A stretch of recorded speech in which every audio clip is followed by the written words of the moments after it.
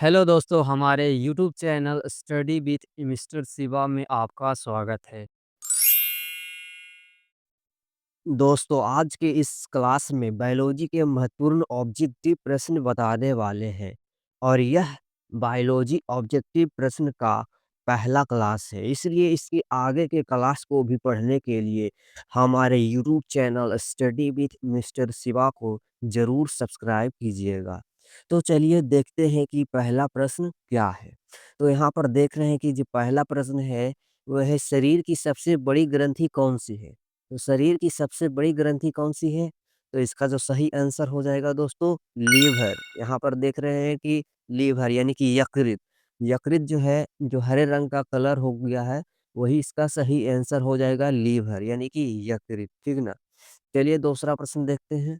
तो दूसरा प्रश्न हमारा है मनुष्य में मादा जनन अंग से किस हार्मोन का स्राव होता है?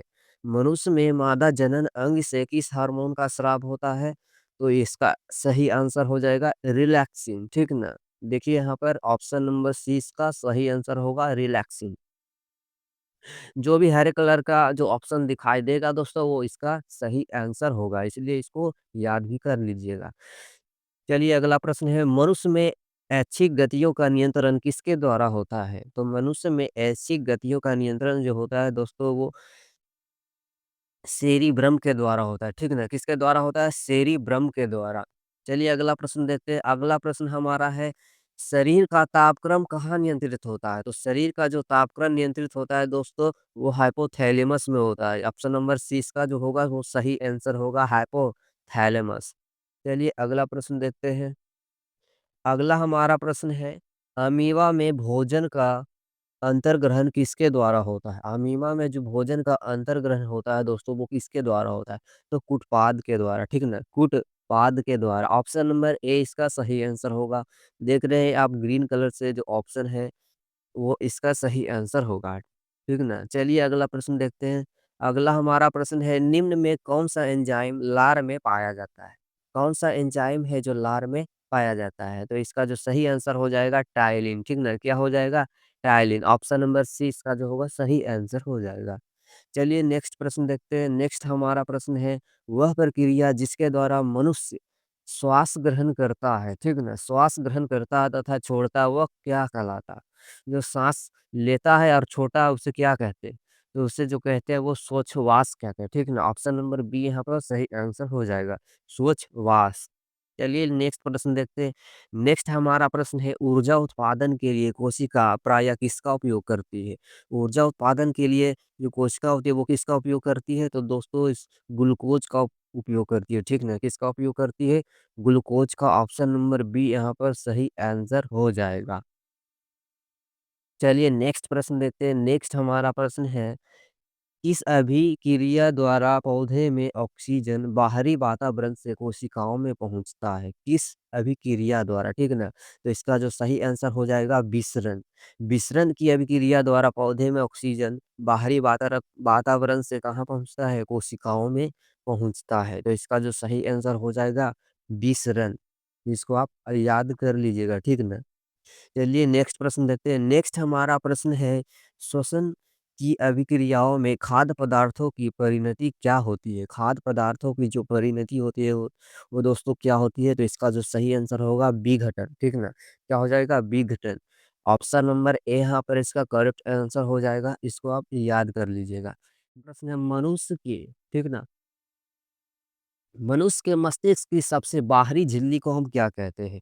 मनुष्य के जो मस्तिष्क की सबसे बाहरी झिल्ली होती है वो क्या कहलाता है? तो उसे हम ड्यूरामीटर कहते हैं, ठीक ना? क्या कहते हैं? ड्यूरामीटर। इसका जो ऑप्शन नंबर सी होगा वो करेक्ट आंसर हो जाएगा।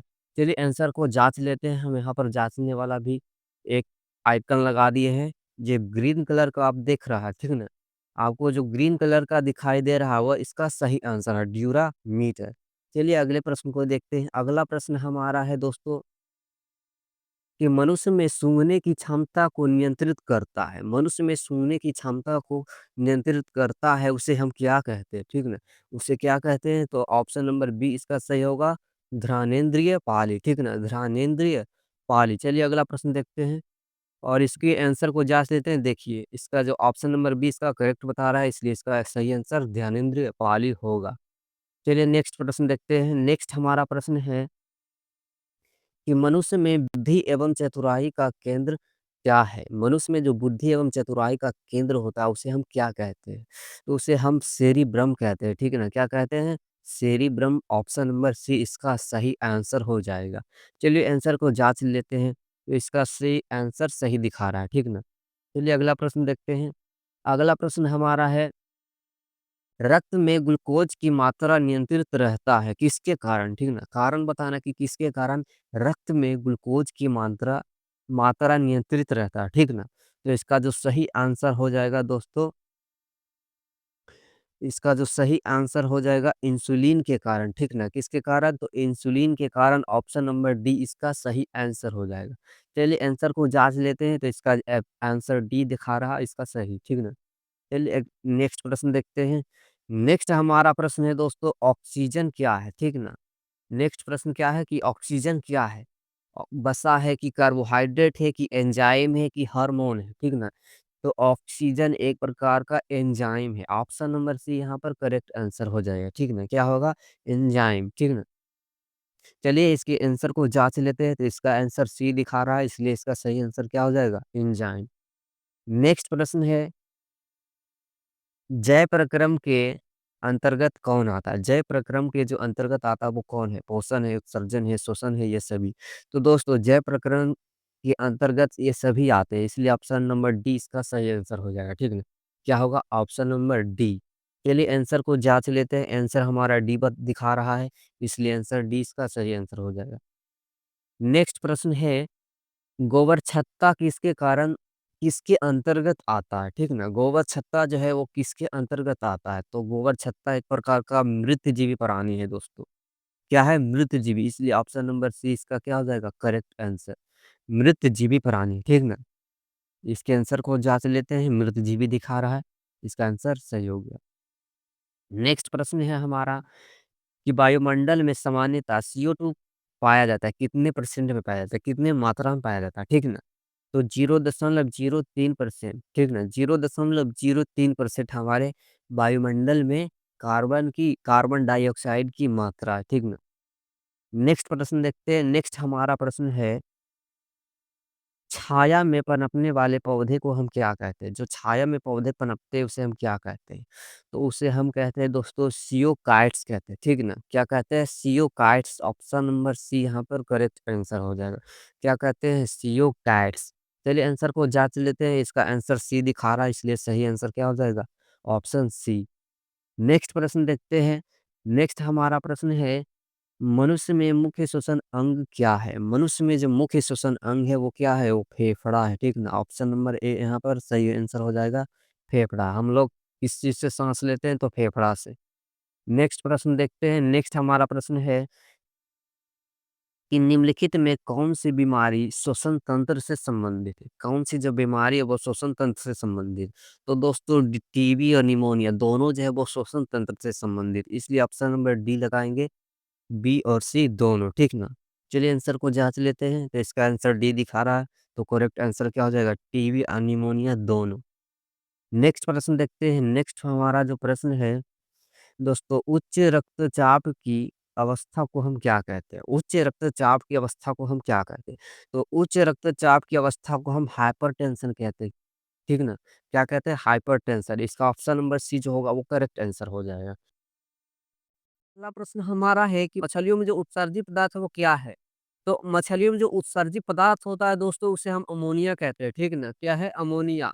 अमोनिया जो है मछलियों में क्या है? उत्सर्जित पदार्थ है, ठीक ना? इसके आंसर को भी जाँच सकते हैं, यहाँ पर शो आइकन जो दिख रहा है दोस्तों, यहाँ पर जो शो आइकन है ना, यहाँ पर क्लिक करके इसके आंसर को भी जाँच सकते हैं, ठीक ना? तो देखिए यहाँ पर क्लिक करके देखते हैं शो आंसर में क्लिक किए हैं तो आ गया है अमोनिया, यानी कि ऑप्शन नंबर डी इसका करेक्ट आंसर है, ठीक ना? तो इसको याद भी कर लीजिएगा। चलिए नेक्स्ट प्रश्न देखते हैं। नेक्स्ट हमारा प्रश्न है कि पौधे में आवश्यकता से अधिक जल किस प्रक्रिया द्वारा बाहर निकाले जाते हैं? पौधे में आवश्यकता से अधिक जल किस अभिक्रिया द्वारा या किस प्रक्रिया द्वारा बाहर निकाले जाते हैं? तो दोस्तों अधिक जो जल रहता है वो बाष्पोत्सर्जन द्वारा बाहर निकलता है। किसके द्वारा? बाष्पोत्सर्जन। ऑप्शन नंबर बी इसका करेक्ट आंसर हो जाएगा, ठीक ना? क्या होगा? बाष्पोत्सर्जन। नेक्स्ट प्रश्न देखते हैं। नेक्स्ट हमारा प्रश्न है कि निम्न में से किसे प्रकाश संश्लेषी अंगक कहते हैं? कौन जो है वो प्रकाश संश्लेषी अंगक है? अंग नहीं अंगक। तो अंगक होगा पतियों, ठीक ना? पतियों को हम प्रकाश संश्लेषी अंगक कहते हैं। किसे कहते हैं? पतियों को। और क्लोरोफिल यानी हरित लवक को हम प्रकाश संश्लेषी अंग कहते हैं, ठीक ना? और यहाँ पर जो सही आंसर हो जाएगा क्या होगा? पत्ती। नेक्स्ट प्रश्न देखते हैं। नेक्स्ट हमारा प्रश्न है पौधे में गैसों का आदान-प्रदान के लिए क्या रहता है? पौधे में जो गैसों के आदान-प्रदान होता है उसके लिए क्या मौजूद होगा? कौन-सा अंग रहता है? तो वो रंध्र रहता है, ठीक है ना? क्या रहता है? रंध्र। ऑप्शन नंबर बी यहाँ पर करेक्ट आंसर हो जाएगा। चलिए नेक्स्ट प्रश्न देखते हैं। नेक्स्ट हमारा प्रश्न है फेफड़ा का आकार कैसा होता है? ठीक ना? जो फेफड़ा का आकार होता है दोस्तों कैसा होता है? गोलाकार होता है या बेलनाकार होता है या शंक्वाकार या अंडाकार? तो फेफड़ा का जो आकार होता है दोस्तों वो शंक्वाकार होता है, ठीक ना? कैसा होता है? शंक्वाकार। ऑप्शन नंबर सी इसका सही आंसर हो जाएगा। चलिए नेक्स्ट प्रश्न को देखते हैं। नेक्स्ट हमारा प्रश्न है भोजन का पाचन किस प्रकार की अभिक्रिया है? जो भोजन का पचना जो है दोस्तों वो किस प्रकार की अभिक्रिया है? तो उपचयन अभिक्रिया है, ठीक ना? इसका सही आंसर क्या हो जाएगा? ऑप्शन नंबर ए उपचयन अभिक्रिया। चलिए नेक्स्ट प्रश्न देखते हैं। नेक्स्ट हमारा प्रश्न है दोस्तों हार्मोन शब्द का नामकरण किसने दिया था? हार्मोन शब्द का जो नामकरण है दोस्तों वो किसने दिया था? इसका जो सही आंसर हो जाएगा दोस्तों वो बेल्सन एवं स्टार्लिंग ने, ठीक ना? बेलिस एवं स्टार्लिंग ने हार्मोन शब्द का नामकरण किया था। तो ऑप्शन नंबर सी यहाँ पर करेक्ट आंसर हो जाएगा बेलिस एवं स्टार्लिंग, ठीक ना? क्या हो जाएगा? बेलिस एवं स्टार्लिंग। नेक्स्ट प्रश्न देखते हैं। नेक्स्ट हमारा प्रश्न है पृथक्करण पृथक्करण का नियम किसने दिया था? पृथक्करण का नियम किसने दिया था दोस्तों? तो इसका नियम दिया था मेंडल ने, ठीक ना? मेंडल का पृथक्करण का नियम था, इसलिए ऑप्शन नंबर सी इसका सही जवाब हो जाएगा। चलिए नेक्स्ट प्रश्न देखते हैं। नेक्स्ट हमारा प्रश्न है दोस्तों जीव विज्ञान शब्द जीव विज्ञान जो शब्द है उसका प्रयोग सर्वप्रथम किसने किया था? यानी सबसे पहले जीव विज्ञान का जो शब्द का प्रयोग किया था वो कौन किया था? तो लैमार्क एवं ट्रीवेनस ने किया था, ठीक ना? लैमार्क एवं ट्रीवेनस ने ऑप्शन नंबर ए यहाँ पर करेक्ट आंसर हो जाएगा।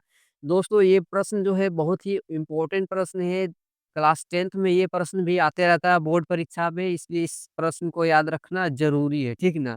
चलिए नेक्स्ट प्रश्न देखते हैं। नेक्स्ट हमारा प्रश्न है कि जीव विज्ञान के जनक के नाम से जाने जाते हैं, यानी कौन जो है वो जीव विज्ञान के जनक कहलाते हैं, ठीक ना? तो जीव विज्ञान के जनक आप सब भी जानते होंगे अरस्तू को कहते हैं, ठीक ना? जीव विज्ञान के जनक किसे कहते हैं दोस्तों? अरस्तू को कहते हैं। ऑप्शन नंबर सी इसका सही जवाब हो जाएगा। चलिए नेक्स्ट प्रश्न देखते हैं। नेक्स्ट हमारा प्रश्न है दोस्तों कि वनस्पति विज्ञान के जनक के नाम से कौन जाने जाते हैं? वनस्पति विज्ञान के जो जनक है दोस्तों वो कौन कहलाते हैं, ठीक ना? तो वनस्पति विज्ञान के जनक थियोफ्रास्टस है, ठीक ना? क्या है? थियोफ्रास्टस। ऑप्शन नंबर ए इसका सही जवाब हो जाएगा। चलिए नेक्स्ट प्रश्न देखते हैं। नेक्स्ट हमारा प्रश्न है कि बॉटनी शब्द की उत्पत्ति किस भाषा के शब्द से हुई है? बॉटनी शब्द की जो उत्पत्ति हुई दोस्तों वो किस भाषा के शब्द से हुई है? तो वो ग्रीक भाषा के शब्द से हुई, ठीक ना? किस भाषा के शब्द से? तो ग्रीक भाषा के शब्द से। ऑप्शन नंबर ए इसका करेक्ट आंसर हो जाएगा। अगला प्रश्न है दोस्तों वो यह रहा कि फाइकोलॉजी में किसका अध्ययन किया जाता है? जो फाइकोलॉजी होता है उसमें किसका अध्ययन किया जाता है, ठीक ना? तो इसका जो सही जवाब होगा दोस्तों शैवालों का, ठीक ना? साइकोलॉजी में किसका अध्ययन किया जाता है? शैवाल का। तो ऑप्शन नंबर बी यहाँ पर क्या हो जाएगा? करेक्ट आंसर शैवाल। दोस्तों यहाँ पर आप आंसर को जाँच भी सकते हैं कि इसका सही आंसर क्या है। ऐसे तो हम बताएँ सही आंसर हमको याद है। तो यहाँ पर क्लिक करके शो आंसर पर क्लिक करके जान भी सकते हैं। देखिए, आप ऑप्शन बी को देखिए वो ग्रीन कलर का हो गया। ग्रीन कलर का मतलब कि इसका सही जवाब क्या हो जाएगा? ऑप्शन नंबर बी शैवाल। तो चलिए नेक्स्ट प्रश्न देखते हैं। नेक्स्ट प्रश्न हमारा है दोस्तों पर्यावरण का अध्ययन जीव विज्ञान की किस शाखा के अंतर्गत किया जाता है? पर्यावरण को जो अध्ययन किया जाता है दोस्तों वो जीव विज्ञान की किस शाखा के अंतर्गत किया जाता है? तो इसका सही जवाब होगा पारिस्थितिकी के अंतर्गत। ऑप्शन नंबर डी यहाँ पर करेक्ट आंसर हो जाएगा पारिस्थितिकी, ठीक ना? चलिए नेक्स्ट प्रश्न देखते हैं। नेक्स्ट हमारा प्रश्न है कि डेंड्रोलॉजी का संबंध क्या है? यानी किससे है, ठीक ना? डेंड्रोलॉजी का जो संबंध है दोस्तों वो किससे है? तो इसका जो सही आंसर हो जाएगा दोस्तों झाड़ियों के अध्ययन से, ठीक ना? डेंड्रोलॉजी का संबंध किससे है? तो झाड़ियों के अध्ययन से। ऑप्शन नंबर सी इसका करेक्ट आंसर हो जाएगा। चलिए नेक्स्ट प्रश्न देखते हैं। नेक्स्ट हमारा प्रश्न है दोस्तों, पुष्पों का अध्ययन क्या कहलाता है? पुष्पों का जो अध्ययन कहलाता है उसे हम क्या कहते हैं? ठीक ना? क्वेश्चन नंबर 40 से कि पुष्पों का अध्ययन क्या कहलाता है? तो इसका जो सही जवाब हो जाएगा एंथोलॉजी, ठीक ना? क्या कहलाता है? एंथोलॉजी। ऑप्शन नंबर सी इसका सही जवाब हो जाएगा। नेक्स्ट प्रश्न देखते हैं। नेक्स्ट हमारा प्रश्न है कि वनस्पति संवर्धन से संबंधित विज्ञान की शाखा को हम क्या कहते हैं? तो विज्ञान की शाखा को हम क्या कहते हैं? तो इसका सही जवाब होगा हॉर्टिकल्चर। ऑप्शन नंबर 20 का सही जवाब हो जाएगा, ठीक ना? चलिए नेक्स्ट प्रश्न देखते हैं। नेक्स्ट हमारा प्रश्न है कि स्पर्मोलॉजी, स्पर्मोलॉजी में किसका अध्ययन किया जाता है? तो स्पर्मोलॉजी में किसका अध्ययन किया जाता है? तो बीज का, ठीक ना? किसका अध्ययन किया जाता है? बीज का। ऑप्शन नंबर बी यहाँ पर करेक्ट आंसर हो जाएगा। चलिए नेक्स्ट प्रश्न देखते हैं। नेक्स्ट हमारा प्रश्न है कि एग्रेस्टोलॉजी में किसका अध्ययन किया जाता है? एग्रेस्टोलॉजी में किसका अध्ययन किया जाता है? तो इसका सही जवाब हो जाएगा घासों का, ठीक ना? किसका अध्ययन किया जाता है? घासों का, यानी कि ऑप्शन नंबर ए इसका करेक्ट आंसर हो जाएगा। चलिए नेक्स्ट प्रश्न देखते हैं। नेक्स्ट हमारा प्रश्न है कि पीडोलॉजी में किसका अध्ययन किया जाता है? पीडोलॉजी होता है उसमें क्या चीज़ का अध्ययन किया जाता है? तो इसका सही जवाब हो जाएगा भूमि का, ठीक है ना? किसका होगा? भूमि का अध्ययन किया जाता है। दोस्तों ये सब सभी प्रश्न महत्वपूर्ण हैं कि किसका अध्ययन किसमें किया जाता है, इस सबको याद रखना बहुत ज़रूरी है, ठीक ना? तो इस वीडियो में लास्ट तक बने रहिएगा। चलिए नेक्स्ट प्रश्न देखते हैं। नेक्स्ट हमारा प्रश्न है दोस्तों,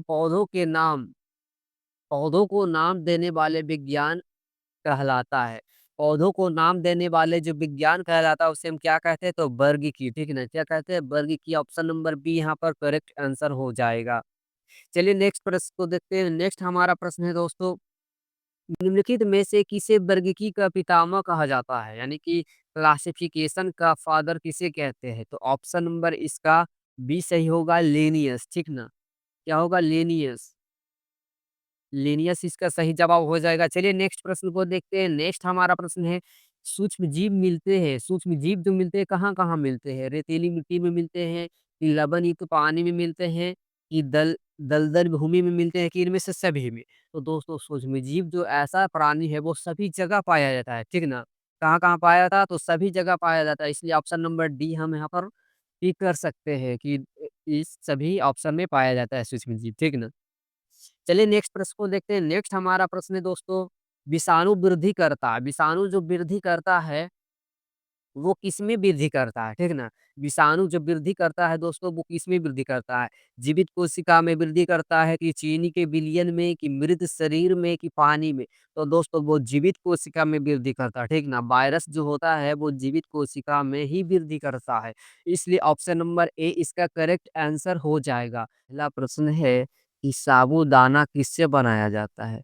साबूदाना जो है दोस्तों वो किससे बनाया जाता है? तो इसका जो राइट आंसर हो जाएगा साइकस से, ठीक ना? किससे बनाया जाता है? तो साइकस। ऑप्शन नंबर डी यहाँ पर करेक्ट आंसर हो जाएगा, ठीक ना? चलिए नेक्स्ट प्रश्न देखते हैं। नेक्स्ट हमारा प्रश्न है, फलों का अध्ययन क्या कहलाता है? फलों का अध्ययन जो होता है दोस्तों उसे हम क्या कहते हैं? तो फलों का अध्ययन पोमोलॉजी कहलाता है। Option number B right answer, option number B हो जाएगा। चलिए नेक्स्ट प्रश्न देखते हैं। नेक्स्ट हमारा प्रश्न है दोस्तों, ये द्विनाम पद्धति के प्रतिपालक कौन है? द्विनाम पद्धति के जो प्रतिपालक है वो कौन है? तो इसका जो सही आंसर हो जाएगा 51 नंबर का, ठीक ना? द्विनाम पद्धति के प्रतिपालक कौन है? तो इसका जो सही आंसर हो जाएगा लीनियस हो जाएगा, ठीक है ना? क्या हो जाएगा? लीनियस। ऑप्शन नंबर सी यहाँ पर करेक्ट आंसर हो जाएगा। नेक्स्ट प्रश्न देखते हैं। नेक्स्ट हमारा प्रश्न है कि जीवाणु की खोज सर्वप्रथम किसने किया था? ठीक ना? जीवाणु की खोज सर्वप्रथम किसने किया था? तो इसका जो राइट आंसर हो जाएगा ल्यूवेनहॉक ने, ठीक ना? जीवाणु की खोज किसने किया था? तो ल्यूवेनहॉक। ऑप्शन नंबर सी में देख रहे हैं इसलिए correct answer option number C हो जाएगा। चलिए नेक्स्ट प्रश्न देखते हैं। नेक्स्ट हमारा प्रश्न है कि जिन पौधे पर बीज बनते हैं, ठीक ना? जिन पौधे पर बीज बनते हैं किंतु पुष्प नहीं लगते हैं, वे क्या कहलाते हैं? वे अनावृत बीजी कहलाते हैं, ठीक है ना? क्या कहलाते हैं? अनावृत बीजी। ऑप्शन नंबर डी इसका करेक्ट आंसर हो जाएगा। नेक्स्ट प्रश्न देखते हैं। नेक्स्ट हमारा प्रश्न है कि जीवाणुओं की साधारण आकृति क्या है? यानी कि जीवाणुओं की जो सामान्यतः आकृति होती है वो किस प्रकार होती है? तो वो छड़ के समान होता है, ठीक ना? किसके समान होता है? छड़ के समान यानी छड़ रूपी होता है, ठीक ना? ऑप्शन नंबर सी यहाँ पर करेक्ट आंसर हो जाएगा। चलिए नेक्स्ट प्रश्न देखते हैं। नेक्स्ट हमारा प्रश्न है कि जो जीवाणु आकार में सबसे छोटे होते हैं वो क्या कहलाते हैं? जो जीवाणु आकार में छोटे होते हैं उसे हम क्या कहते हैं? तो उसे हम गोलाणु कहते हैं। ऑप्शन नंबर बी में देख रहे हैं गोलाणु इसका करेक्ट आंसर हो जाएगा, ठीक है ना? चलिए नेक्स्ट प्रश्न देखते हैं। नेक्स्ट हमारा प्रश्न है कि निम्नलिखित में से कौन-सा रोग बैक्टीरिया के कारण होता है, ठीक ना? कौन-सा रोग है जो बैक्टीरिया के कारण होता है? तो बैक्टीरिया के कारण होने वाले रोग को हम तपेदिक कहते हैं, ठीक ना? ऑप्शन नंबर बी यहाँ पर करेक्ट आंसर हो जाएगा तपेदिक। ऑप्शन नंबर बी, ठीक ना? चलिए नेक्स्ट प्रश्न देखते हैं। नेक्स्ट हमारा प्रश्न है, मानव की आँत में पाया जाने वाला जीवाणु कौन-सा है? मानव की आँत में जो पाया जाने वाला जीवाणु है उसका नाम क्या है? तो उसका नाम है एसररिशिया कोलाई, ठीक ना? क्या है? एसररिशिया कोलाई। ऑप्शन नंबर ए में इसका देख रहे हैं जवाब, तो इसका ऑप्शन नंबर ए सही हो जाएगा, ठीक ना? क्या होगा? एसररेसिया कोलाई, ठीक ना? चलिए नेक्स्ट प्रश्न देखते हैं। नेक्स्ट हमारा प्रश्न है कि एंटीबायोटिक्स अधिकांशतः पाए जाते हैं। एंटीबायोटिक्स जो होते हैं वो किसमें पाया जाता है? तो ये हमेशा जीवाणुओं में पाया जाता है, ठीक ना? इसका करेक्ट आंसर क्या हो जाएगा? डी। ये हमेशा किसमें पाया जाता है? तो जीवाणुओं में। इसका करेक्ट आंसर डी। चलिए नेक्स्ट प्रश्न देखते हैं। नेक्स्ट हमारा प्रश्न है कि निम्न में से सबसे छोटा जीव कौन-सा है? तो सबसे छोटे जीव को हम माइकोप्लाज़्म कहते हैं, ठीक ना? क्या कहते हैं? माइकोप्लाज़्म। ऑप्शन नंबर ए इसका करेक्ट आंसर हो जाएगा। नेक्स्ट प्रश्न है कि निम्नलिखित में से कौन-सा रोग जीवाणु के कारण होता है? यानी कि जीवाणु के कारण होने वाले रोग को क्या कहते हैं? तो जीवाणु के कारण होने वाले रोग को हम हैजा कहते हैं। ऑप्शन नंबर बी इसका करेक्ट आंसर हो जाएगा। कि निम्नलिखित में से किसके द्वारा दूध खट्टा होता है? किसके द्वारा है जो दूध खट्टा होता है, ठीक ना? तो बैक्टीरिया के द्वारा, ठीक ना? लैक्टोबैसिलस बैक्टीरिया मौजूद होता है, उसी के द्वारा दूध क्या होता है? खट्टा होता है। तो ऑप्शन नंबर बी यहाँ पर करेक्ट आंसर लगाएँगे, ठीक ना? तो हो जाएगा ऑप्शन नंबर बी बैक्टीरिया। चलिए नेक्स्ट प्रश्न देखते हैं। नेक्स्ट हमारा प्रश्न है दोस्तों कि निम्नलिखित में से कौन-सा रोग जीवाणु संक्रमण के कारण होती है? कौन-सा रोग है जो जीवाणु संक्रमण के कारण होती है, ठीक ना? तो कुष्ठ रोग होता है, ठीक ना? कौन-सा रोग होता है? कुष्ठ रोग। ऑप्शन नंबर सी यहाँ पर करेक्ट आंसर हो जाएगा। तो चलिए नेक्स्ट प्रश्न देखते हैं। नेक्स्ट हमारा प्रश्न है दोस्तों कि सर्वप्रथम विषाणु की खोज किसने की थी? सर्वप्रथम जो विषाणु की खोज की थी दोस्तों वो किस वैज्ञानिक ने की थी? तो इसका जो राइट आंसर हो जाएगा इवानोव्स्की, ठीक ना? इवानोव्स्की नामक वैज्ञानिक ने सर्वप्रथम विषाणु की खोज की थी, ठीक ना? ऑप्शन नंबर ए यहाँ पर करेक्ट आंसर हो जाएगा। चलिए नेक्स्ट प्रश्न देखते हैं। नेक्स्ट हमारा प्रश्न है चेचक के लिए, ठीक ना? नेक्स्ट प्रश्न क्या है? चेचक के लिए टीके का विकास किया था, किस वैज्ञानिक ने किया था चेचक के लिए टीके का विकास? तो इसका जो राइट आंसर हो जाएगा एडवर्ड जेनर ने की थी, ठीक ना? किसने की थी? एडवर्ड जेनर ने। ऑप्शन नंबर बी यहाँ पर करेक्ट आंसर हो जाएगा। चलिए नेक्स्ट प्रश्न देखते हैं। नेक्स्ट हमारा प्रश्न है कि दूध को दही के रूप में जमने का कारण क्या है? जो दूध जो है दोस्तों वो दही के रूप में जम जाता है उसका कारण क्या है? तो उसका एक ही कारण है, वो भी लैक्टोबैसिलस जीवाणु है, ठीक ना? क्या कारण है? लैक्टोबैसिलस जीवाणु के कारण ही दूध क्या हो जाता है? दही के रूप में बदल जाता है। इसका ऑप्शन नंबर ए याद रखिएगा, ठीक ना? ये सब दोस्तों बहुत ही इम्पोर्टेंट प्रश्न है बायोलॉजी के लिए, ठीक ना? खासकर बायोलॉजी में ये सब इम्पोर्टेंट प्रश्न है, इसको याद रखना बहुत ज़रूरी होता है। ये जनरल स्टडी में आता है, हमेशा ही काम आते रहता है, ठीक ना? चलिए नेक्स्ट प्रश्न देखते हैं। नेक्स्ट हमारा प्रश्न है कि निम्न में से कौन स्वपोषी होता है, ठीक ना? निम्न में से कौन सा जीवाणु है जो वो स्वपोषी होता है, ठीक ना? तो शैवाल हो जाएगा। क्या हो जाएगा? शैवाल। ऑप्शन नंबर ए यहाँ पर करेक्ट हो जाएगा शैवाल। शैवाल जो है एक प्रकार का स्वपोषी होता है क्योंकि इसमें प्रकाश संश्लेषण की अभिक्रिया होता है और जिस जिस जीव में प्रकाश संश्लेषण होता है, चाहे पेड़-पौधे या कोई जीवाणु हो, जिसमें प्रकाश संश्लेषण की प्रक्रिया होता है, वो हमेशा स्वपोषी कहलाता है, ठीक ना? तो ऑप्शन नंबर ए यहाँ पर करेक्ट आंसर हो जाएगा शैवाल। चलिए नेक्स्ट प्रश्न देखते हैं। नेक्स्ट हमारा प्रश्न है दोस्तों कि टीका, ठीक ना? नेक्स्ट प्रश्न क्या है? टिक्का रोग किसमें होता है? टिक्का नामक रोग जो होता है किसमें पाया जाता है? ज्वार में कि गन्ना में कि चावल में कि मूँगफली में? तो टिक्का नामक रोग हमेशा गन्ना में पाया जाता है, ठीक ना? किसमें पाया जाता है? गन्ना में। तो ऑप्शन नंबर बी यहाँ पर करेक्ट आंसर हो जाएगा गन्ना। टिक्का नामक रोग किसमें पाया जाता है? तो गन्ने में, इसको याद रखिएगा। चलिए नेक्स्ट प्रश्न देखते हैं। नेक्स्ट हमारा प्रश्न है कि एचआईवी द्वारा होने वाला रोग क्या कहलाता है? ठीक ना? एचआईवी से कौन-सा रोग होता है? तो एचआईवी से हमेशा आंतशक रोग होता है, ठीक ना? कौन-सा रोग? आंतशक रोग, ऑप्शन नंबर सी यहाँ पर करेक्ट हो जाएगा। चलिए नेक्स्ट प्रश्न देखते हैं। नेक्स्ट हमारा प्रश्न है दोस्तों, निम्नलिखित में से निम्नलिखित में से कौन-सा रोग विषाणु के कारण होता है? यानी विषाणु के कारण होने वाले रोग कौन-सा है? ठीक ना? तो इसका जो सही आंसर हो जाएगा दोस्तों चेचक। चेचक ऐसा रोग है जो विषाणु के कारण होता है, ठीक ना? किसके कारण होता है चेचक? तो विषाणु के कारण। इसका जो राइट आंसर हो जाएगा ऑप्शन नंबर सी, याद रखिएगा। चलिए नेक्स्ट प्रश्न देखते हैं। नेक्स्ट हमारा प्रश्न है, किस शैवाल से किस शैवाल से आयोडीन प्राप्त होती है? किस शैवाल से? तो ऑप्शन नंबर डी यहाँ पर सही होगा, लैमिनेरिया, ठीक ना? लैमिनेरिया शैवाल से किसकी प्राप्ति होती है? तो आयोडीन की। ऑप्शन नंबर डी यहाँ पर करेक्ट आंसर हो जाएगा। प्रश्न है कि हाइड्रोफोबिया रोग उत्पन्न होता है। हाइड्रोफोबिया जो रोग उत्पन्न होता है दोस्तों किसके कारण? जीवाणु के कारण, कि विषाणु के कारण, कि ईस्ट के कारण, कि प्रोटोजोआ के कारण? तो हाइड्रोफोबिया रोग हमेशा विषाणु के कारण उत्पन्न होता है, ठीक ना? किसके कारण? विषाणु के कारण। ऑप्शन नंबर ए यहाँ पर करेक्ट आंसर हो जाएगा। चलिए नेक्स्ट प्रश्न देखते हैं। नेक्स्ट हमारा प्रश्न है, निम्नलिखित में से किसमें एंजाइम्स नहीं होते हैं? किसमें एंजाइम्स नहीं होते? तो इसका जो राइट आंसर हो जाएगा विषाणु में, ठीक ना? इसमें तो विषाणु में। ऑप्शन नंबर ए यहाँ पर करेक्ट आंसर हो जाएगा। चलिए नेक्स्ट प्रश्न देखते हैं। नेक्स्ट हमारा प्रश्न है कि कुत्ते के काटने से, ठीक ना? कुत्ते के काटने से जिस विषाणु के द्वारा घात रोग उत्पन्न होता है वो क्या कहलाता है? ठीक ना? कुत्ते के काटने से जिस विषाणु के द्वारा घात रोग उत्पन्न होता है उसे हम क्या कहते हैं? तो उसे हम हाइड्रोफोबिया कहते हैं, ठीक ना? हाइड्रोफोबिया के कारण इतना खतरनाक बीमारी होता है, ठीक ना? तो ऑप्शन नंबर डी यहाँ पर करेक्ट आंसर हो जाएगा। चलिए नेक्स्ट प्रश्न देखते हैं। नेक्स्ट हमारा प्रश्न है सार्स। सार्स क्या है? SARS, सार्स क्या है? सार्स एक दोस्तों विषाणु जनित रोग है, ठीक ना? क्या है? विषाणु जनित रोग। ऑप्शन नंबर बी यहाँ पर करेक्ट आंसर हो जाएगा। चलिए नेक्स्ट प्रश्न देखते हैं। नेक्स्ट हमारा प्रश्न है खासरा।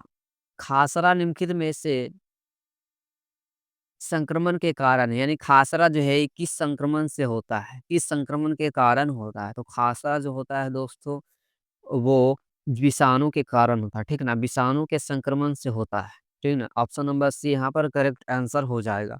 चलिए नेक्स्ट प्रश्न देखते हैं। नेक्स्ट हमारा प्रश्न है कि आलू में मोज़ेक रोग का कारक तत्व क्या है? ठीक ना? आलू में जो मोज़ेक रोग का कारक तत्व है वो क्या है?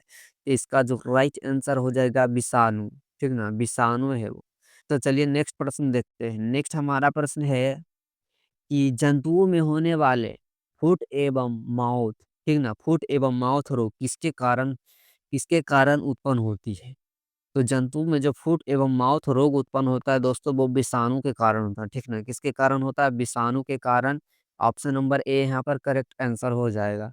चलिए नेक्स्ट प्रश्न देखते हैं। नेक्स्ट हमारा प्रश्न है कि शैवालों की कोशिका भित्ति किसकी बनी होती है? शैवालों की जो कोशिका भित्ति होती है दोस्तों वो किसकी बनी होती है?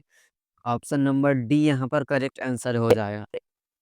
सेल्यूलोज हो जाएगा, सेल्यूलोज हो ठीक ना? जाएगा, क्या हो ठीक ना? जाएगा? क्या हो ऑप्शन जाएगा? Number option D number D cellulose. चलिए सेल्यूलोज। नेक्स्ट चलिए प्रश्न नेक्स्ट को प्रश्न देखते को हैं। देखते नेक्स्ट हैं। हमारा नेक्स्ट प्रश्न हमारा है प्रश्न है कि केल्प कि प्राप्त केल्प होता है। प्राप्त होता केल्प है। किससे केल्प प्राप्त किससे होता प्राप्त है? होता है? तो केल्प तो जो केल्प होता जो है होता है दोस्तों वो दोस्तों वो समुद्री समुद्री शैवालों से शैवालों प्राप्त से होता है, प्राप्त ठीक ना? होता है, ठीक किससे ना? प्राप्त किससे होता है? प्राप्त तो होता है? तो समुद्री समुद्री समुद्री समुद्री शैवाल से। शैवाल ऑप्शन से। नंबर ऑप्शन बी यहाँ नंबर पर बी यहाँ करेक्ट पर आंसर करेक्ट हो आंसर जाएगा। हो जाएगा। चलिए नेक्स्ट चलिए प्रश्न नेक्स्ट देखते प्रश्न हैं। देखते हैं। नेक्स्ट हमारा नेक्स्ट प्रश्न हमारा है कि प्रश्न है कि लाल लाल सागर का सागर का लाल लाल सागर का सागर लाल का रंग लाल किसकी रंग किसकी उपस्थिति के उपस्थिति कारण के होता कारण है? होता ठीक है? ना? ठीक लाल ना? लाल सागर का सागर लाल का रंग लाल रंग किसकी किसकी उपस्थिति के उपस्थिति कारण के होता कारण है? तो होता है? तो शैवाल की शैवाल की उपस्थिति के उपस्थिति कारण, के ठीक ना? कारण, ठीक ना? Option number option C number यहाँ पर सी यहाँ करेक्ट। पर करेक्ट आंसर हो जाएगा शैवाल।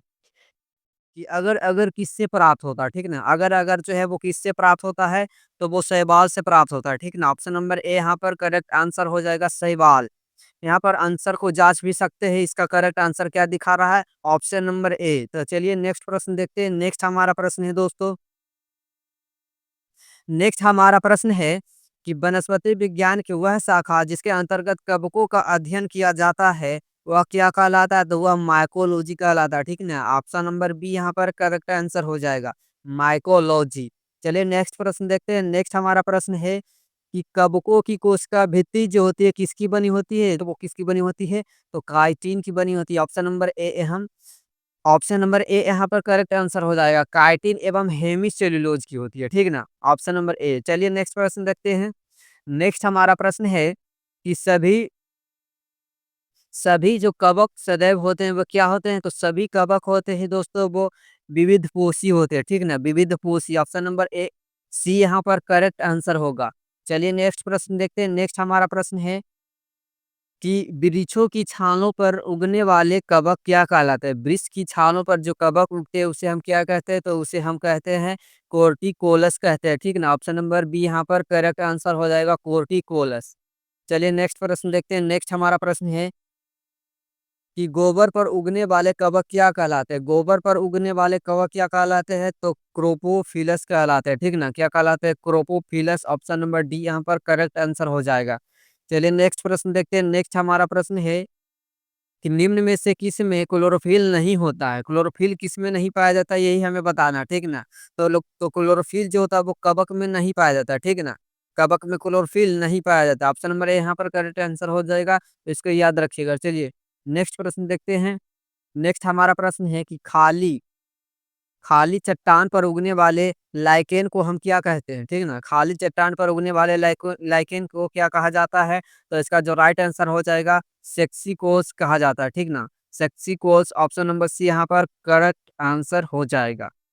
चलिए नेक्स्ट प्रश्न देखते हैं। नेक्स्ट हमारा प्रश्न है दोस्तों कि जापान में लोग किस लाइकेन को सब्जी के रूप में खाते हैं? जापान में जो सब्जी के रूप में खाते हैं वो किस लाइकेन को खाते हैं? तो यहाँ पर जो सही आंसर हो जाएगा एंडोकार्पन को, ठीक ना? क्या हो जाएगा? एंडोकार्पन, ऑप्शन नंबर बी यहाँ पर करेक्ट आंसर हो जाएगा, ठीक ना?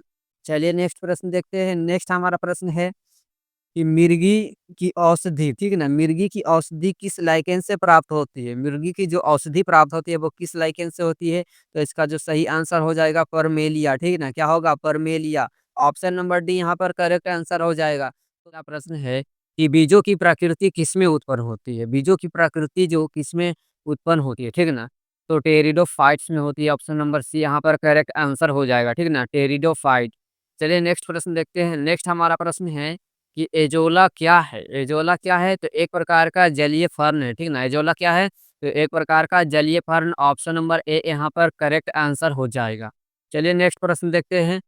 नेक्स्ट हमारा प्रश्न है दोस्तों कि निम्नलिखित में से किसे जैव उर्वरक के रूप में प्रयोग किया जाता है?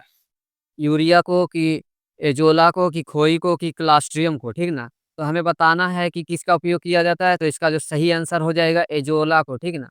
ऑप्शन नंबर बी इसका करेक्ट आंसर हो जाएगा। अगर आपको वीडियो पसंद आता है तो वीडियो को लाइक ज़रूर कर दीजिएगा और अपने दोस्तों के पास ज़रूर शेयर कीजिए, ठीक ना?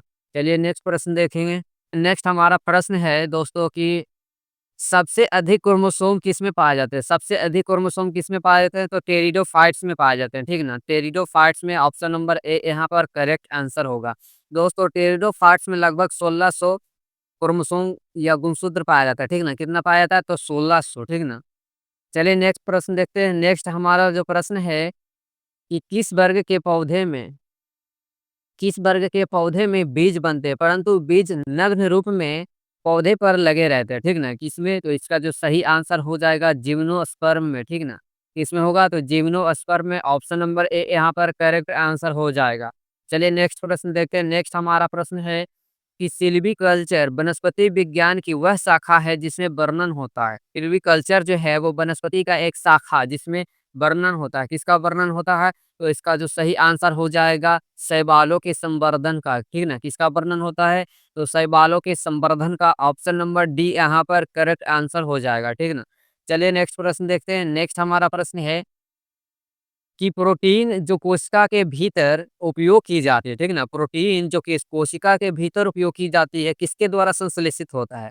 ऑप्शन ए है अंतःप्राद्रव्य जालिका द्वारा, ऑप्शन बी है गोल्गी काय द्वारा, ऑप्शन सी है मुक्त राइबोसोम द्वारा, ऑप्शन डी है वंधित राइबोसोम द्वारा। तो इसका जो सही आंसर हो जाएगा मुक्त राइबोसोम द्वारा, ठीक है ना? क्या होगा? मुक्त राइबोसोम द्वारा। प्रोटीन जो कोशिका के भीतर उपयोग की जाती है, वो मुक्त राइबोसोम द्वारा संश्लेषित होती है, ठीक है ना?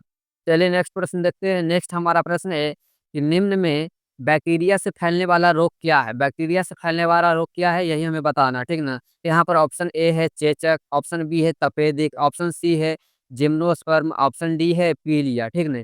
तो बैक्टीरिया से फैलने वाला जो रोग है, तो इस ऑप्शन के अनुसार जो हो जाएगा दोस्तों चेचक हो जाएगा, ठीक ना? क्या हो जाएगा? चेचक। चेचक जो ऐसा रोग है जो बैक्टीरिया से फैलने वाला रोग है, ठीक ना?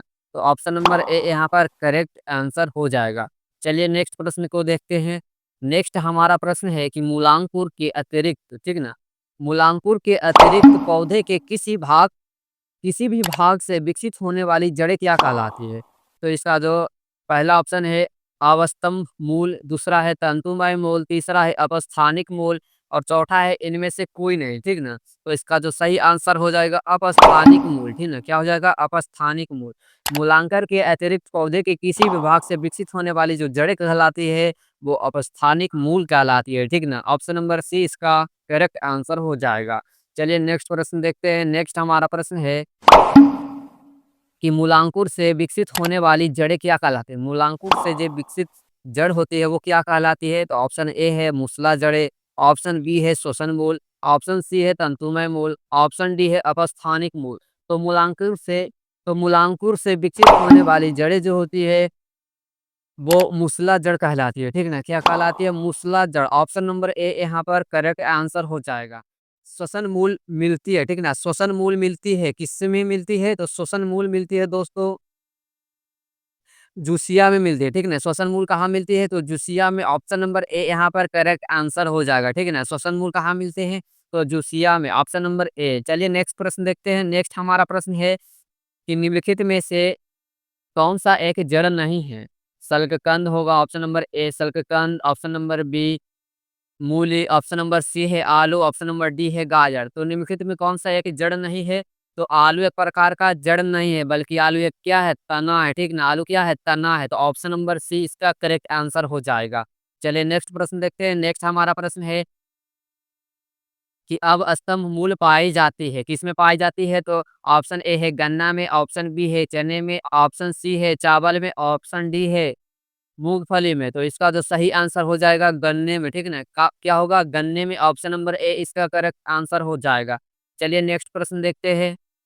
अगला हमारा प्रश्न है कि जड़ें विकसित होती है, ठीक है ना? जड़ें विकसित होती है, किससे होती है? तो जड़ें जो विकसित होती है दोस्तों वो मूलांकुर से विकसित होती है, ठीक ना? कहाँ से विकसित होती है? तो मूलांकुर से। ऑप्शन नंबर डी इसका करेक्ट आंसर हो जाएगा। चलिए नेक्स्ट प्रश्न देखते हैं। नेक्स्ट हमारा प्रश्न है कि गाजर है एक क्या है? गाजर एक क्या है? तो ऑप्शन ए है पुष्प है, कि तना है, कि जड़ है, कि इनमें से कोई नहीं। तो गाजर दोस्तों एक प्रकार का जड़ है, ठीक ना? क्या है? एक प्रकार का जड़ है। ऑप्शन नंबर सी इसका करेक्ट आंसर हो जाएगा। आलू एक प्रकार के तना होता है, लेकिन गाजर एक प्रकार का क्या है? जड़ है। चलिए नेक्स्ट प्रश्न देखते हैं। नेक्स्ट हमारा प्रश्न है कि बरगद के पेड़ के तने से लटकने वाली जो मोटी जड़ें कहलाती है वो क्या कहलाती है, ठीक ना? बरगद के पेड़ के तने से जो मोटी जड़ें लटकती है उसे हम क्या कहते हैं? तो उसे हम स्तंभ मूल कहते हैं, ठीक ना? ऑप्शन नंबर सी इसका करेक्ट आंसर हो जाएगा स्तंभ मूल। चलिए नेक्स्ट प्रश्न देखते हैं। नेक्स्ट हमारा प्रश्न है कि पेड़ में निम्नलिखित में से कौन-सा हमेशा रहता है, ठीक ना? पेड़ में हमेशा के लिए कौन-सा रहता है? पत्ती रहता है, कि जड़ रहता है, कि कली रहता है, कि टहनियाँ रहती है? तो दोस्तों पत्तियाँ जो होती है वो समय के अनुसार झड़ के नीचे गिर जाती है। बात करें ऑप्शन नंबर सी की तो कलियाँ जो रहती है टूट भी सकती है, ठीक ना? टहनियाँ भी टूट के अलग हो सकती है, लेकिन जड़ ऐसा है जो हमेशा रहती है, ठीक ना? पेड़ में क्या रहती है? पेड़ में जड़ हमेशा हमेशा के लिए रहती है, ठीक ना? तो ऑप्शन नंबर बी इसका करेक्ट आंसर हो जाएगा। चलिए नेक्स्ट प्रश्न देखते हैं। नेक्स्ट हमारा प्रश्न है कि आलू का खाने योग्य कौन-सा भाग है? यानी कि आलू के हम कौन-सा भाग खाते हैं, ठीक ना? ऑप्शन ए है जड़ का, ऑप्शन बी है फल का, ऑप्शन सी है तना का, ऑप्शन डी है कलिका का। तो दोस्तों आलू का हम लोग क्या खाते हैं? तो तना खाते हैं। ऑप्शन नंबर सी इसका करेक्ट आंसर हो जाएगा, ठीक ना? आलू का क्या खाते हैं? तना खाते हैं। चलिए नेक्स्ट प्रश्न देखते हैं। तो चलिए नेक्स्ट हमारा प्रश्न है कि नागफनी में संश्लेषित कार्य होता है, ठीक ना? नागफनी में प्रकाश संश्लेषित कार्य क्या होता है, यानी किसके द्वारा होता है, ठीक ना? तो नागफनी में प्रकाश संश्लेषण पर्णकाय स्तंभ द्वारा, ठीक ना? किसके द्वारा होता है? तो पर्णकाय स्तंभ द्वारा। ऑप्शन नंबर ए यहाँ पर करेक्ट आंसर हो जाएगा। दोस्तों, आपको वीडियो पसंद आ रहा है तो वीडियो को ज़रूर लाइक कीजिए और अपने दोस्तों के पास भी ज़रूर शेयर कीजिए। और इसी तरह के महत्वपूर्ण वीडियो पाने के लिए हमारे चैनल को ज़रूर सब्सक्राइब कीजिए, ठीक ना? आप लोग वीडियो को तो देखते हैं लेकिन अंत तक भी नहीं देखते हैं और चैनल को सब्सक्राइब भी नहीं करते हैं, ठीक ना? दोस्तों, चैनल को ज़रूर सब्सक्राइब कीजिए क्योंकि हम जो पढ़ा रहे हैं उसका एक ही मतलब है कि चैनल आगे बढ़े, सब्सक्राइबर बढ़े। तो चलिए नेक्स्ट प्रश्न देखते हैं। नेक्स्ट हमारा प्रश्न है कि निम्नलिखित में से कौन-सा एक तना है, ठीक है ना? कौन-सा एक तना है? तो हम पहले ही बताए थे कि आलू एक प्रकार का क्या है? तना है, ठीक है ना? गाजर, मूली ये सभी जो है एक प्रकार का जड़ है, लेकिन आलू क्या है? आलू एक प्रकार का तना है, तो ऑप्शन नंबर सी इसका करेक्ट आंसर हो जाएगा। चलिए नेक्स्ट प्रश्न देखते हैं। नेक्स्ट हमारा प्रश्न है कि आलू भूमिगत रूपांतरित तना है, जिसे क्या कहा जाता है? आलू जो है वो भूमिगत रूपांतरित तना होता है, जिसे हम क्या कहते हैं? तो ऑप्शन ए है सलककंद, ऑप्शन बी है शकरकंद, ऑप्शन सी है धनकंद और ऑप्शन डी है कंद, ठीक ना? तो आलू जो है एक प्रकार का कंद है दोस्तों। ऑप्शन नंबर डी यहाँ पर करेक्ट आंसर हो जाएगा, ठीक ना? चलिए नेक्स्ट प्रश्न देखते हैं। नेक्स्ट हमारा प्रश्न है हल्दी के पौधे का खाने योग्य हिस्सा कौन-सा है? यानी कि हल्दी के हम कौन-सा हिस्सा खाते हैं? ऑप्शन ए है फल, ऑप्शन बी है प्रकंद, ऑप्शन सी है कंद, ऑप्शन डी है जड़, ठीक ना? तो हल्दी के पौधे के हम कौन-सा हिस्सा खाते हैं? तो इसका जो सही आंसर हो जाएगा प्रकंद खाते हैं, ठीक ना? क्या खाते हैं? प्रकंद। ऑप्शन नंबर बी यहाँ पर करेक्ट आंसर हो जाएगा, ठीक ना? चलिए नेक्स्ट प्रश्न देखते हैं। नेक्स्ट हमारा प्रश्न है कि अदरक क्या है? ठीक ना? अदरक क्या है? अदरक एक प्रकार का राइज़ोम है या बल्ब है या जड़ है या इनमें से कोई नहीं? तो दोस्तों अदरक क्या है? तो अदरक एक प्रकार का राइज़ोम है, ठीक है ना? राइज़ोम है। ऑप्शन नंबर ए इसका करेक्ट आंसर हो जाएगा। चलिए नेक्स्ट प्रश्न देखते हैं। नेक्स्ट हमारा प्रश्न है कि प्याज़ जो है वो किसका रूपांतरित भाग है, ठीक है ना? प्याज़ जो है वो किसका रूपांतरित रूप है या भाग है? तो ऑप्शन नंबर ए है जड़, ऑप्शन बी है पुष्प, ऑप्शन सी है तना, ऑप्शन डी है फल। तो प्याज़ जो है दोस्तों वो तना का एक विकसित रूप है, ठीक ना? परिवर्तित रूप या विकसित रूप जो भी कहिए, तो ऑप्शन नंबर सी इसका सही आंसर हो जाएगा तना, ठीक ना? चलिए नेक्स्ट प्रश्न देखते हैं। नेक्स्ट हमारा प्रश्न है कि वे पौधे, ठीक है ना? वे पौधे जिसमें कभी पुष्प नहीं बनते उसे हम क्या कहते हैं? वे पौधे जो कभी पुष्प देते ही नहीं, उसमें पुष्प होता ही नहीं, वो क्या कहलाता है? तो वो क्रिप्टोगेम्स कहलाता है, ठीक है ना? क्या कहलाता है? क्रिप्टोगेम्स। ऑप्शन नंबर ए यहाँ पर करेक्ट आंसर हो जाएगा। चलिए नेक्स्ट प्रश्न देखते हैं। अगला हमारा प्रश्न है कि संसार का सबसे बड़ा पुष्प किसके द्वारा उत्पन्न होता है? ऑप्शन ए है लोरेंथस के द्वारा, ऑप्शन बी है रेफलिसिया के द्वारा, ऑप्शन डी है ड्रोसेरा के द्वारा, ऑप्शन डी है इनमें से कोई नहीं। तो दोस्तों संसार का जो सबसे बड़ा पुष्प जो उत्पन्न होता है वो रेफलिसिया के द्वारा होता है, ठीक ना? किसके द्वारा? रेफलिसिया के द्वारा। ऑप्शन नंबर बी यहाँ पर करेक्ट आंसर हो जाएगा। इसको याद रखिएगा, ठीक ना? चलिए नेक्स्ट प्रश्न देखते हैं। नेक्स्ट हमारा प्रश्न है कि संसार का सबसे छोटा पुष्प कौन-सा है? ठीक ना? संसार का सबसे जो छोटा पुष्प होता है उसका नाम बताइए, ठीक ना? तो संसार का जो सबसे छोटा पुष्प होता है दोस्तों वो वुल्फिया होता है, ठीक ना? क्या होता है? वुल्फिया। ऑप्शन नंबर ए यहाँ पर करेक्ट आंसर हो जाएगा। चलिए नेक्स्ट प्रश्न देखते हैं। नेक्स्ट हमारा प्रश्न है कि जीवन चक्र, ठीक ना? जीवन चक्र की दृष्टि से पौधे का सबसे महत्वपूर्ण अंग कौन-सा है? जीवन चक्र की दृष्टि से पौधे का जो सबसे महत्वपूर्ण अंग है वो कौन-सा है? तो ऑप्शन ए है तना, ऑप्शन बी है जड़, ऑप्शन सी है पुष्प, ऑप्शन डी है पत्ती, ठीक ना? तो जीवन चक्र की दृष्टि से पौधे का जो सबसे महत्वपूर्ण भाग है, वह है दोस्तों पुष्प, ठीक ना? क्या है? पुष्प। ऑप्शन नंबर सी इसका करेक्ट आंसर हो जाएगा। चलिए नेक्स्ट प्रश्न देखते हैं। नेक्स्ट हमारा प्रश्न है कि कौन एक जीवित जीवाश्म कहलाता है, ठीक ना? जीवित जीवाश्म किसे कहते हैं? तो इसका जो सही आंसर हो जाएगा डिंक गो के, ठीक ना? ऑप्शन नंबर ए इसका करेक्ट आंसर हो जाएगा। चलिए नेक्स्ट प्रश्न देखते हैं। नेक्स्ट हमारा प्रश्न है कि दम्मा एवं खांसी रोग में काम आने वाली औषधि इफेड्रिन किससे प्राप्त की जाती है? तो ऑप्शन ए है पाइनस से, ऑप्शन बी है जूनिपेरस से, ऑप्शन सी है साइकस से, ऑप्शन डी है इफेड्रा से।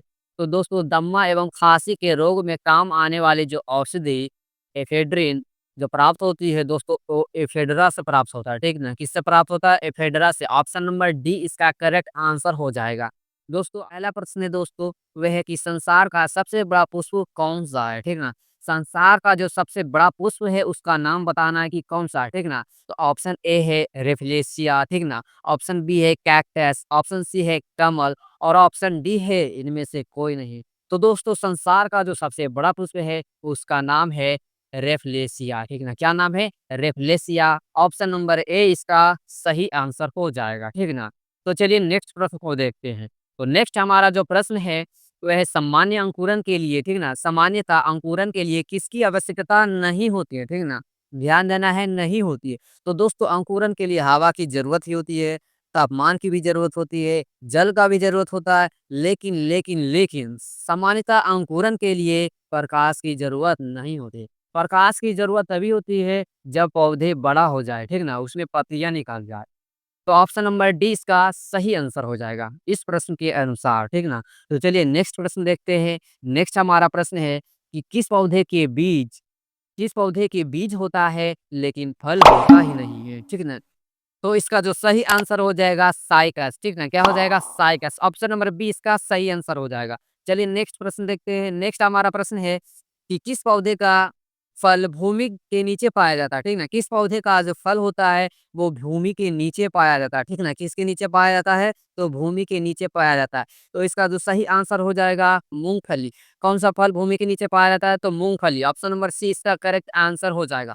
चलिए नेक्स्ट प्रश्न देखते हैं। नेक्स्ट हमारा प्रश्न है कि नारियल का खाने योग्य भाग क्या है, ठीक ना? नारियल का हम लोग कौन-सा भाग खाते हैं, ठीक ना? तो ऑप्शन ए है भ्रूणपोष, ऑप्शन बी है पूर्ण बीज, ऑप्शन सी है बीजावरण, ऑप्शन डी है फल विधि। तो दोस्तों हम लोग नारियल का जो भाग खाते हैं वो भ्रूणपोष खाते हैं, ठीक ना? क्या खाते हैं? भ्रूणपोष। ऑप्शन नंबर ए यहाँ पर करेक्ट आंसर हो जाएगा, ठीक ना? तो चलिए नेक्स्ट प्रश्न देखते हैं। नेक्स्ट हमारा प्रश्न है कि सुगंधित, ठीक ना? सुगंधित पुष्पों में परागण किसके द्वारा होता है? जो सुगंधित पुष्प होते हैं उसमें परागण किसके द्वारा होता है? तो दोस्तों ऑप्शन नंबर ए है कीट द्वारा, ऑप्शन नंबर बी है पक्षी द्वारा, ऑप्शन नंबर सी है जल द्वारा, ऑप्शन नंबर डी है वायु द्वारा। दोस्तों जो सुगंधित पुष्प होते हैं उसमें परागण कीट के द्वारा होता है, ठीक है? किसके द्वारा होता है? कीट के द्वारा होता है। ऑप्शन नंबर ए इसका करेक्ट आंसर हो जाएगा। उसमें सुगंध इसलिए होता है कीट को आकर्षित करने के लिए सुगंध पाया जाता है, ठीक है ना? और कलरफुल भी होता है, ठीक है ना? कीट परागित जो पुष्प होता है वो कलरफुल भी होता है, ठीक ना? क्या होता है? कीट परागित जो पुष्प होता है दोस्तों वो कलरफुल होता है, रंग-बिरंगे कलर का होता है। दोस्तों अगर वीडियो आपको पसंद आ रहा होगा तो वीडियो को ज़रूर लाइक कीजिएगा। आप लोग वीडियो को लाइक नहीं करते हैं। आप ज़रा सोचिए कि हम इतनी मेहनत करके, अच्छे से एडिटिंग करके वीडियो यूट्यूब पर डालते हैं, लेकिन आप लोग लाइक नहीं करते हैं। आखिर हम इतना एडिटिंग करके वीडियो क्यों डालते हैं? ताकि आप हमारे वीडियो को लाइक करो, अपने दोस्तों के पास शेयर करो और चैनल पर नए हैं तो चैनल को सब्सक्राइब करो। तभी तो हमारा जो चैनल है वो आगे बढ़ेगा, तभी तो हम और भी अच्छे कंटेंट डालेंगे, ठीक है? और भी अच्छा क्वालिटी की वीडियो डालेंगे और भी अच्छे-अच्छे प्रश्न लाएँगे। आप सब्सक्राइब कीजिएगा तभी नहीं। तो आप लोग ज़रूर सब्सक्राइब की चलिए नेक्स्ट प्रश्न देखते हैं। नेक्स्ट जो हमारा प्रश्न है कि अनिषेक जनन, ठीक है ना? अनिषेक जनन प्रायः किसमें दिखाई देता है? तो अनिषेक जनन जो दिखाई देता है दोस्तों, वो हमेशा अंगूर में दिखाई देता है, ठीक ना? किसमें दिखाई देता है? अंगूर में। ऑप्शन नंबर बी इसका करेक्ट आंसर हो जाएगा। चलिए नेक्स्ट प्रश्न देखते हैं। नेक्स्ट हमारा प्रश्न है कि तना काठ, ठीक ना? तना काठ आम तौर पर किसके प्रवर्धन के लिए प्रयोग किया जाता है? ठीक ना? तना काठ आम तौर पर किसके परिवर्धन के लिए प्रयोग किया जाता है? तो इसका जो सही आंसर हो जाएगा गन्ना के लिए, ठीक ना? गन्ना के लिए तना काट किया जाता है, ठीक ना? तना काट के उसको ज़मीन में गाड़कर उसका पौधे तैयार किया जाता है, तो किसका किया जाता है? गन्ना का। ऑप्शन नंबर सी इसका करेक्ट आंसर हो जाएगा। दोस्तों चलिए नेक्स्ट प्रश्न देखते हैं। दोस्तों नेक्स्ट हमारा प्रश्न है कि किसकी खेती पौधे का प्रतिरोपण करके किया जाता है? पौधे का जो प्रतिरोपण करके किया जाता है वो कौन-सी खेती होती है? किसकी खेती होती है? तो प्याज की होती है, ठीक ना? किसकी खेती होती है? तो प्याज की। ऑप्शन नंबर सी इसका करेक्ट आंसर हो जाएगा। चलिए नेक्स्ट प्रश्न देखते हैं। नेक्स्ट हमारा प्रश्न है कि एक सत्य फल परिवर्धित होता है, किससे परिवर्धित होता है? ऑप्शन ए है पुष्पासन से, ऑप्शन बी है दलों से, ऑप्शन सी है अंडाशय से, ऑप्शन डी है इनमें से कोई नहीं, ठीक ना? तो दोस्तों एक सत्य फल जो परिवर्धित होता है, वो हमेशा पुष्प अंडाशय से होता है, ठीक ना? किससे होता है? तो अंडाशय से। ऑप्शन नंबर सी यहाँ पर सही हो जाएगा, ठीक ना? क्या हो जाएगा? ऑप्शन नंबर सी सही होगा। चलिए नेक्स्ट प्रश्न देखते हैं। नेक्स्ट हमारा प्रश्न है कि निम्न में से कौन-सा एक फ्रूट फल होता है? ऑप्शन ए है आलू, ऑप्शन बी है काजू, ऑप्शन सी है सेब, ऑप्शन डी है सुपारी। तो इनमें से फ्रूट फल कौन है यही हमें बताना है, ठीक ना? तो कूट फल सेब है, ठीक ना? सेब एक प्रकार का क्या है? कूट फल है। तो ऑप्शन नंबर सी इसका करेक्ट आंसर हो जाएगा। चलिए नेक्स्ट प्रश्न देखते हैं। नेक्स्ट हमारा प्रश्न है कि सर्वाधिक महत्वपूर्ण भोजन किसमें उत्पन्न होती है? सबसे अधिक जो महत्वपूर्ण भोजन उत्पन्न होती है, वो किससे उत्पन्न होती है? ठीक ना? ऑप्शन ए है तना से, ऑप्शन बी है पत्तियों से, ऑप्शन सी है फलों से, ऑप्शन डी है जड़ों से, ठीक ना? तो दोस्तों सबसे अधिक महत्वपूर्ण भोजन जो उत्पन्न होती है, वो फलों से उत्पन्न होते हैं, ठीक ना? कहाँ से उत्पन्न होते हैं? फलों से। ऑप्शन नंबर सी इसका करेक्ट आंसर हो जाएगा फल से, ठीक ना?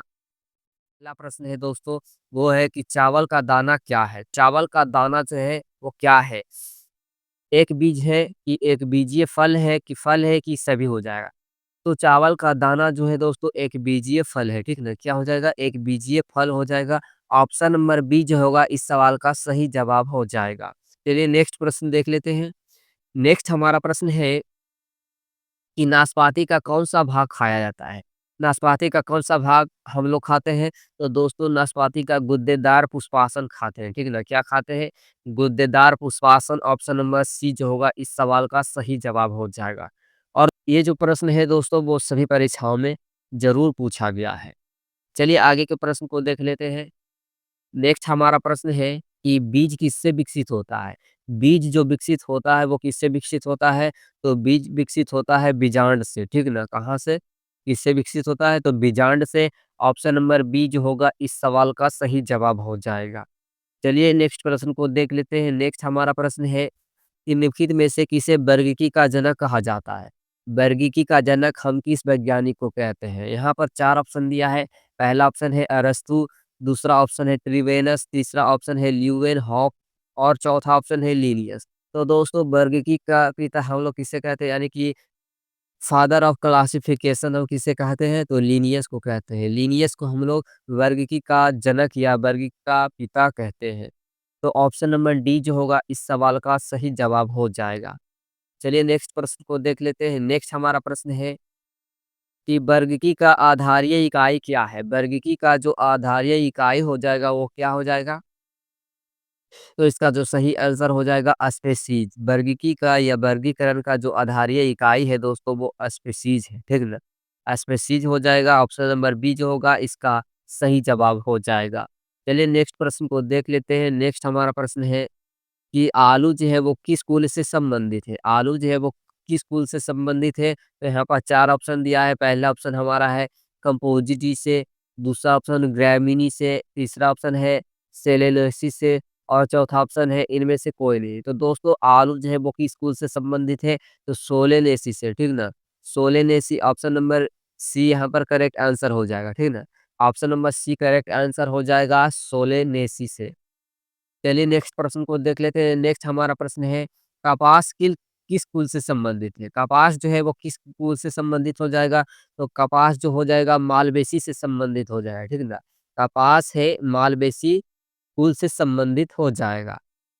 दोस्तों आलू और बैंगन जो होता है वो सोलानेसी कुल से संबंधित होता है और कपास जो हो जाएगा मालवेसी कुल से, ठीक है ना? कौन से कुल से हो जाएगा? मालवेसी कुल से। ऑप्शन नंबर ए यहाँ पर करेक्ट आंसर हो जाएगा। चलिए अगले प्रश्न को देख लेते हैं। अगला हमारा प्रश्न है कि बैंगन किस कुल का पौधा है? बैंगन जो है वो किस कुल का पौधा हो जाएगा? तो बैंगन हम बता दिए थे आलू और बैंगन जो होता है वो सोलेनेसी कुल का पौधा होता है, ठीक है ना? किसका पौधा होता है? किस कुल का पौधा होता है? सोलेनेसी कुल का। तो ऑप्शन नंबर ए यहाँ पर करेक्ट आंसर हो जाएगा। चलिए नेक्स्ट प्रश्न को देख लेते हैं। नेक्स्ट हमारा प्रश्न है कि आम का वानस्पतिक नाम क्या हो जाएगा? आम का जो वानस्पतिक नाम है वो क्या हो जाएगा? यानी वैज्ञानिक नाम बताना है कि क्या हो जाएगा? तो यहाँ पर पहला ऑप्शन है आम, दूसरा ऑप्शन है मैंजिफेरा इंडिका, तीसरा ऑप्शन है डोकस कैरोटा और चौथा ऑप्शन है इनमें से सभी। तो दोस्तों अगर आपको इस प्रश्न का उत्तर पता है तो कमेंट में इसका उत्तर दे सकते हैं। ऐसे आम का जो वानस्पतिक नाम होता है वो मैग्नीफेरा इंडिका होता है, ठीक ना? Mangifera indica option number B इस सवाल का सही जवाब हो जाएगा। चलिए अगले अगले प्रश्न को देख लेते हैं। अगला हमारा प्रश्न है कि दलहन पौधे संबंधित है। दलहन पौधे जो संबंधित है वो किससे संबंधित है? तो यहाँ पर पहला ऑप्शन दिया है क्रूसीफेरी से, दूसरा ऑप्शन दिया है सोलेनेसी से, तीसरा ऑप्शन दिया हमारा लेग्यूमिनोसी से और चौथा ऑप्शन दिया हमारा ग्रैमिनी से। तो दोस्तों दलहन पौधे किस कुल से संबंधित है? ये सभी जो है कुल का नाम है दोस्तों, ठीक ना? किसका नाम है? कुल का नाम है। तो बताना है दलहन जो है वो किस कुल का पौधा है। तो इसका सही जवाब हो जाएगा लेग्यूमिनोसी, ठीक ना? लेग्यूमिनोसी कुल का पौधा है। दलहन किस कुल का पौधा है? तो लेग्यूमिनोसी कुल का। ऑप्शन नंबर सी जो होगा इसका सही जवाब हो जाएगा।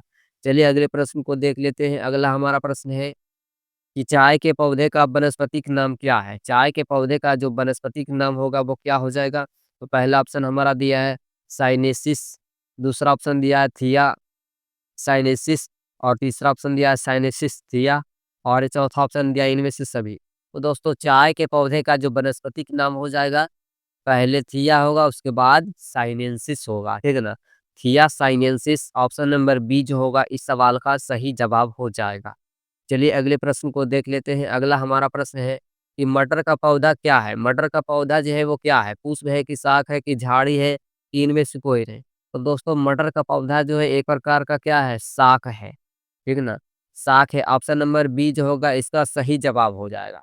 प्रश्न है कि लौंग होता है एक, एक क्या होता है? एक बीज है कि एक फल है कि एक छाल है कि एक शुष्क शुष्क पुष्प कलिका है। तो दोस्तों लौंग जो होता है वो एक प्रकार का शुष्क पुष्प कलिका होता है, ठीक ना? शुष्क पुष्प कलिका ऑप्शन नंबर ए जो होगा इस सवाल का सही जवाब हो जाएगा। चलिए अगले प्रश्न को देख लेते हैं। अगला हमारा प्रश्न है कि फूल गोभी के पौधे का कौन सा भाग खाया जाता है? फूल गोभी के पौधे का कौन सा भाग खाया जाता है? तो इसका सही जवाब हो जाएगा पुष्पकरम, ठीक ना? क्या हो जाएगा? पुष्पकरम जो हो जाएगा इसका सही जवाब हो जाएगा। फूलगोभी के कौन से भाग खाते हैं हम लोग? तो पुष्पकरम खाते हैं, ठीक ना? नाम से ही पता चल रहा है कि फूलगोभी, तो फूलगोभी का फूल खाते हैं और फूल को और दूसरे नाम से क्या जानते हैं? तो पुष्प जानते हैं। तो पुष्प से पुष्पक्रम हो जाएगा। तो ऑप्शन नंबर ए इसका सही जवाब हो जाएगा। चलिए अगले प्रश्न को देख लेते हैं। अगला हमारा प्रश्न है कि पौधे के किस भाग से कॉफ़ी प्राप्त होती है? पौधे के किस भाग से कॉफ़ी प्राप्त होता है? तो ऑप्शन नंबर ए है जड़ से, ऑप्शन नंबर बी है पत्तियाँ से, ऑप्शन नंबर सी है बीज से, ऑप्शन नंबर डी है फलों से। तो कॉफ़ी जो प्राप्त होता है किससे प्राप्त होता है? अगर आपको इसका उत्तर पता है तो कमेंट में इसका उत्तर दे सकते हैं। तो कॉफ़ी जो प्राप्त होता है दोस्तों वास्तव में जड़ से प्राप्त होता है, ठीक ना? किससे प्राप्त होता है? तो जड़ से। ऑप्शन नंबर ए जो होगा इस सवाल का सही जवाब हो जाएगा। चलिए अगले प्रश्न को देख लेते हैं। अगला हमारा प्रश्न है कि निम्नलिखित में से कौन-सा एक मानव निर्मित धान्य है? मानव निर्मित धान्य जो है वो उससे बताना, ठीक ना? तो कौन-सा मानव निर्मित धान्य हो जाएगा? तो ट्रिटिकेल जो है वो मानव निर्मित धान्य है, ठीक ना? ट्रिटिकेल यानी ऑप्शन नंबर बी जो होगा इस सवाल का सही जवाब हो जाएगा। ठीक है ना? क्या हो जाएगा? ऑप्शन नंबर बी इस सवाल का सही जवाब हो जाएगा। चलिए अगले प्रश्न को देख लेते हैं। अगला हमारा प्रश्न है कि विटामिन सी का सबसे अच्छा स्रोत कौन-सा हो जाएगा? विटामिन सी का कौन-सा स्रोत जो है वो सबसे अच्छा है? तो यहाँ पर पहला ऑप्शन दिया है संतरा, दूसरा ऑप्शन दिया है नींबू, तीसरा ऑप्शन दिया है नारंगी, चौथा ऑप्शन दिया है आंवला। तो दोस्तों विटामिन सी का सबसे अच्छा स्रोत कौन-सा हो जाएगा? तो आंवला हो जाएगा। विटामिन सी का सबसे अच्छा स्रोत आंवला क्यों है? क्योंकि आंवला में ही सबसे ज़्यादा क्या पाया जाता है? तो आंवला में सबसे ज़्यादा मात्रा में विटामिन सी पाया जाता है। इसलिए हम आंवला को विटामिन सी का सबसे अच्छा स्रोत मानते हैं, ठीक ना? इसलिए मानते हैं क्योंकि आंवला में सबसे अधिक मात्रा में क्या पाया जाता है? तो विटामिन सी पाया जाता है। तो ऑप्शन नंबर डी इसका सही जवाब हो जाएगा।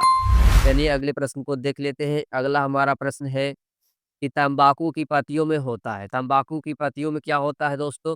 यहाँ पर पहला ऑप्शन दिया है निकोटीन, दूसरा ऑप्शन दिया है कॉल्बिसिन, तीसरा ऑप्शन दिया है एस्पिरिन और चौथा ऑप्शन दिया है इनमें से कोई नहीं। तो तंबाकू की पत्तियों में क्या पाया जाता है? तो निकोटीन पाया जाता है, ठीक ना? क्या पाया जाएगा? निकोटीन। दोस्तों निकोटीन जो है वो एक प्रकार का नशीली पदार्थ है, ठीक ना? क्या है? नशीली पदार्थ है। और निकोटीन किसमें-किसमें पाया जाता है? तो सिगरेट हो गया, बीड़ी हो गया, पान मसाला हो गया, इन सभी में क्या पाया जाता है? तो निकोटीन पाया जाता है। और इसकी ज़्यादा सेवन करने से क्या होता है? तो हृदय पर प्रभाव पड़ता है। कौन-सा प्रभाव पड़ता है?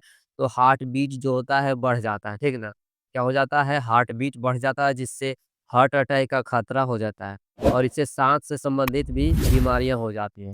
निकोटीन के ज़्यादा सेवन करने से साँस लेने से संबंधित जो बीमारियाँ होती हैं वो बढ़ जाता है, ठीक ना? साँस लेने में दिक्कत होता हो जाता है और कैंसर का भी कारण बढ़ जाता है। तो निकोटीन जो हो दोस्तों वो बहुत ही नशीली पदार्थ है और इसका ज़्यादा सेवन नहीं करना चाहिए। तो इस सवाल का जो सही जवाब हो जाएगा निकोटीन हो जाएगा। चलिए अगले प्रश्न को देख लेते हैं। अगला हमारा प्रश्न है कि भारत का प्रमुख धान्य फसल क्या है? भारत का जो प्रमुख धान्य फसल है वो क्या हो जाएगा? गेहूँ होगा या मक्का होगा या चावल होगा या ज्वार होगा? तो दोस्तों प्रमुख जो धान्य फसल हो जाता है वो हमारा चावल हो जाता है। चावल होगा इसलिए ऑप्शन नंबर सी जो होगा इस सवाल का सही जवाब हो जाएगा। चलिए अगले प्रश्न को हम देख लेते हैं। अगला हमारा प्रश्न है कि दालें किसका एक अच्छा स्रोत है? दाल जो है वो किसका एक अच्छा स्रोत है? तो ऑप्शन नंबर ए यहाँ पर दिया प्रोटीन का, ऑप्शन नंबर बी है वसा का, ऑप्शन नंबर सी है कार्बोहाइड्रेट का, ऑप्शन नंबर डी है सेल्यूलोज का। तो दाल जो है किसका एक अच्छा स्रोत माना जाता है? तो प्रोटीन का माना जाता है, ठीक है? माना जाता है किसका माना जाता है? तो प्रोटीन का। और किस लिए माना जाता है? इसलिए माना जाता है क्योंकि दाल में सबसे ज़्यादा मात्रा में क्या पाया जाता है? प्रोटीन। दाल में जो सबसे अधिक मात्रा में कोई पोषक तत्व पाया जाएगा तो वो है प्रोटीन है, ठीक ना? प्रोटीन है इसलिए दाल दाल को प्रोटीन का अच्छा स्रोत मानते हैं, ठीक ना? किसका अच्छा स्रोत मानते हैं? प्रोटीन का अच्छा स्रोत हम लोग दाल को मानते हैं, क्योंकि दाल में प्रोटीन सबसे अधिक मात्रा में पाया जाता है। इस बात को आप लोग याद रखिएगा। चलिए अगले प्रश्न को देख लेते हैं। अगला हमारा प्रश्न है कि किस वनस्पति खाद में अधिकतम प्रोटीन पाया जाता है? किस वनस्पति खाद में अधिकतम प्रोटीन पाया जाता है? तो यहाँ पर पहला ऑप्शन दिया है अरहर, दूसरा ऑप्शन दिया है सोयाबीन, तीसरा ऑप्शन दिया है मटर और चौथा ऑप्शन दिया है चना। तो दोस्तों वनस्पति खाद्य में अधिकतम मात्रा में प्रोटीन जो पाया जाता है किसमें पाया जाएगा? तो सोयाबीन में पाया जाएगा, ठीक ना? किसमें पाया जाता है? तो सोयाबीन में ऑप्शन नंबर बी जो होगा इसका सही जवाब हो जाएगा। सबसे ज़्यादा किस किस चीज़ के दाल में प्रोटीन पाया जाता है? तो सोयाबीन में। ऑप्शन नंबर 20 का सही जवाब हो जाएगा। चलिए नेक्स्ट प्रश्न को देख लेते हैं। नेक्स्ट हमारा प्रश्न है कि निम्नलिखित में से कौन-सी फसल मृदा को नाइट्रोजन से भरपूर कर देती है? कौन-सा फसल जो है वो मृदा को नाइट्रोजन से भरपूर कर देती है? तो यहाँ पर 4 ऑप्शन दिया है, इनमें से एक ऑप्शन आपका सही रहेगा। तो कौन-सा फसल हो जाएगा? तो मटर हो जाएगा, ठीक ना? क्या हो जाएगा? मटर होगा इसका सही जवाब। ऑप्शन नंबर सी जो हो जाएगा, इसका करेक्ट आंसर हो जाएगा।